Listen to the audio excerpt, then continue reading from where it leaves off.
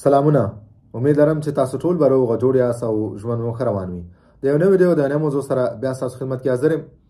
ملګرو، نن سبا یو پوښتنه ډېره زیاته ماته کمنټ کیږي او دغه خبره ډېره زیاته دلته زه اورم، خوره شوې ده.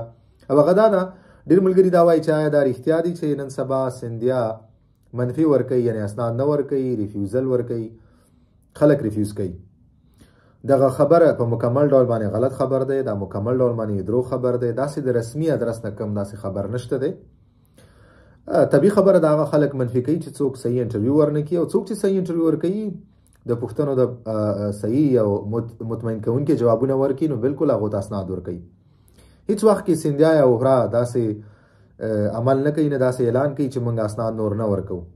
نو دا په مکمل ډول باندې غلط خبر دی. داسې خبرو ته غوږ مه نیسئ. دغه خبر ډېر زیات خور شوی دی او ډېر داسې ملګري چې هغه د سیندیا انټرویو ته منتظر دي، هغو په زړه کې شکونه پیدا کېږي، هغه ورته خفه کېږي. نو دا ټول مکمل ډول باندې غلط خبر دی. داسې هیڅ رسمي ادرس نه کوم داسې خبر نه دی راغلی چې هغې په بنیاد څوک ووایي چې سیندیا یا اوپرا یا پلانکیزه یا پستانکیسه اسناد نه ورکوي او نن سبا منفي ورکوي.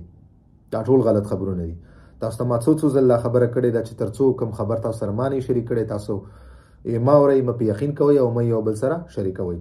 زه به همیشه کوشش کوم تاسو ته صحیح خبر راوړم، صحیح معلومات تاسو ته راوړم. هر کله چې زه مطمئن شم معلومات د دقیق ادرس نه والم، نو زه به تاسو سره بیا شریکوم، ځکه معلومات شریکول دا یو ذمهواري ده. ته هیڅوک هم حق نه لري چې چا سره غلط معلومات شریکي یا دروغ خبرې دلته راوړي او خلکو سره شریکي. نو دغه خبر په مکمل ډول باندې غلط دی. داسې هر څوک داسې تاسو ته څوک وایي، نو دا تاسو بالکل دغه خبر ردولی شئ او دا په مکمل ډول باندې دروغ او غلط خبر دی. مننه ملګرو. که کوم پوښتنه لري، تاسو خپله پوښتنه ته په کمنټ سیکشن کې کمنټ کولی شئ. زه به په خپل وخت انشاءالله ستاسو پوښتنو تاسو ته جواب درکوم. ویډیو همدومره وه. په مخامخ